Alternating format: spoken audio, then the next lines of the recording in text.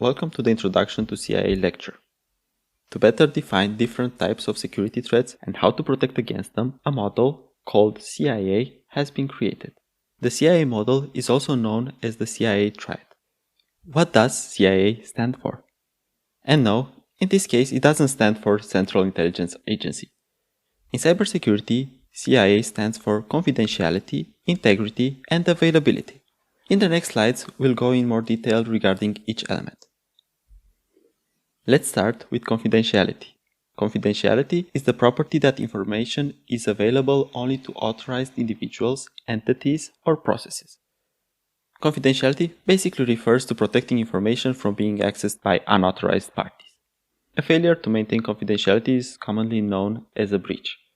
Most of the time, once there is a breach, it cannot be remedied. For example, if private emails are leaked publicly online, we have a breach, and unauthorized parties have already accessed and read the information. We cannot do anything to make the unauthorized people unread the emails they already read. Let's see a few examples where confidentiality is important. Let's start with health and insurance.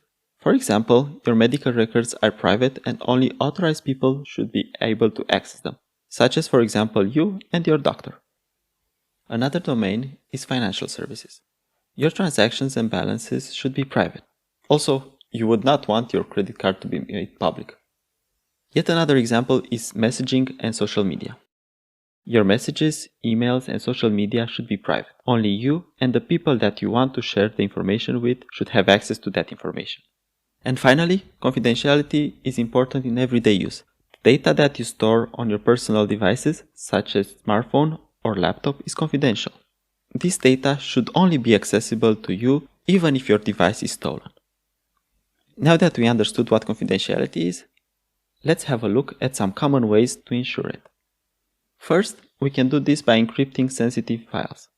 For example, your hard drive should be encrypted, so even in the event that your device is stolen, the data is not accessible to anyone else. Another example can be encrypting data stored online, such as in the cloud, so that it's only available to authorized parties. Another way to ensure confidentiality is to communicate over secure channels. This can apply to messaging tools, for example. Ideally, you should use apps like Signal or WhatsApp that provide end-to-end encryption.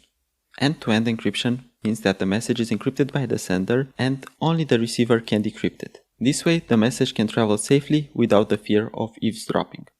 Next, we have data access management. This basically means providing access to the data only to authorized parties. For example, let's take a personal computer that has multiple users. In order to make sure that my personal data is not accessible to other users, I must set the permission to access my files only to myself. No other users should be able to access my files. Finally, in order to safeguard confidentiality, devices and documents should be secured. This basically translates to not leaving your device or documents unattended in a public space. Also, you should never ever keep your passwords written in spaces that are accessible by others, such as for example your work desk. You can have the most secure passwords in the world, but if you have them written on sticky notes on your desk, it's all for nothing. Before we move on, please note that multiple methods discussed in this slide can be used at the same time to guarantee confidentiality. After confidentiality, let's discuss about integrity. Integrity refers to ensuring authenticity of information. This basically means that information is not altered and that the source of the information is genuine. Again, let's have a look at a few examples where integrity is important. Let's start with health and insurance. Think of an app that contains your medical records. You definitely don't want your medical records to be unreliable and have different data each time you open your app. You want to know that your data is correct and filled in by a trusted source, such as for example your doctor. Next example is financial services. Your bank account must not be altered by anyone. Nobody wants to have an empty account out of the blue. Another domain where integrity is important is automotive. For example, the speedometer of the car should be trusted, so it must always be accurate. You don't want to get a speeding fine just because your speedometer was inaccurate. Yet another example can be messaging and social media. Integrity must be enforced for posts and messages on social media. Otherwise, people could impersonate you and write or change messages on your behalf. Last but not least, integrity is important in everyday use. Whenever we surf on the web, for example reading news on our favorite news site or watching some movie on a streaming service, we need to know that the news site or streaming service do not contain altered content and that the information is genuine.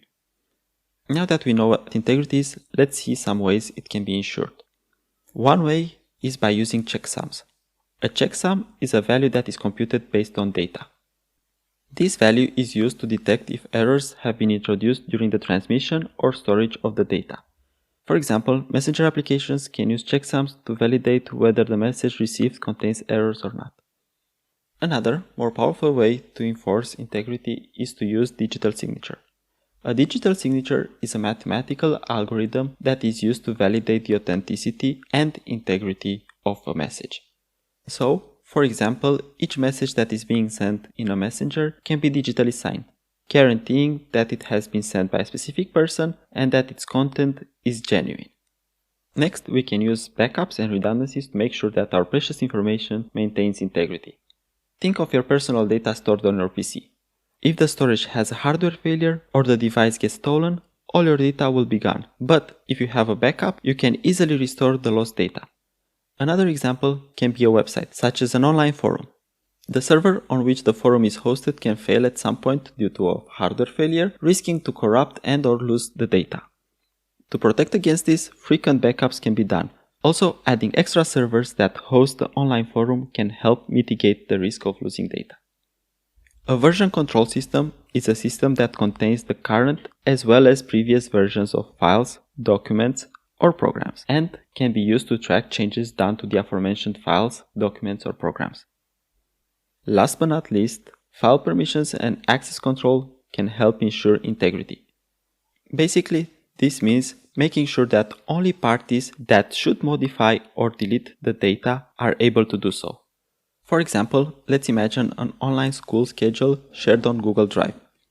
The content of the school schedule should be accessible to everyone, both students and teachers, but should only be modified by the teachers. So, the teachers should give permission to view the file to everyone, but permission to edit only to the teachers.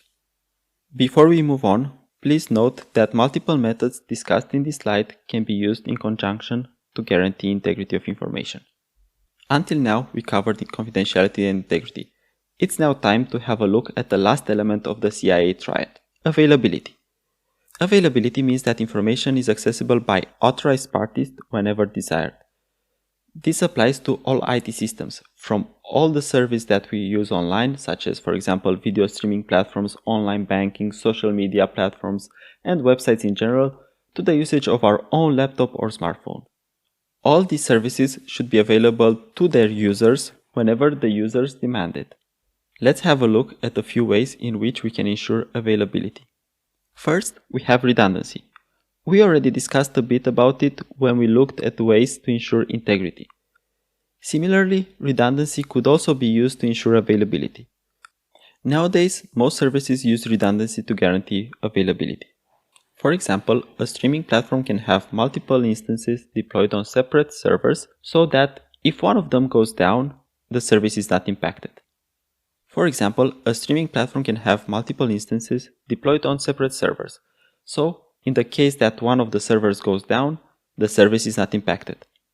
Also, since one server cannot serve unlimited customers, hosting the service on multiple servers can ensure availability even when a large amount of users are using the service at the same time.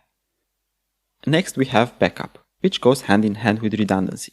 Having data stored in multiple places can help guarantee availability. To continue with the streaming example, having a movie backed up and stored on multiple servers can allow the movie to be streamed even when one of the servers is down due to, for example, a hardware failure. Last but not least is cycle management. All hardware will eventually fail. Because of that, we should plan the replacement of older hardware, which can make the infrastructure more reliable and provide improved availability. The same lifecycle management can be applied to software, replacing older software with newer software. To recap, in this lecture we learned what the CIA triad is, and for each of its elements, confidentiality, integrity, and availability, we had a closer look and learned how we can ensure them. With that, we conclude this lecture. As always, if you have any questions, don't hesitate to ask us. See you soon in the next one.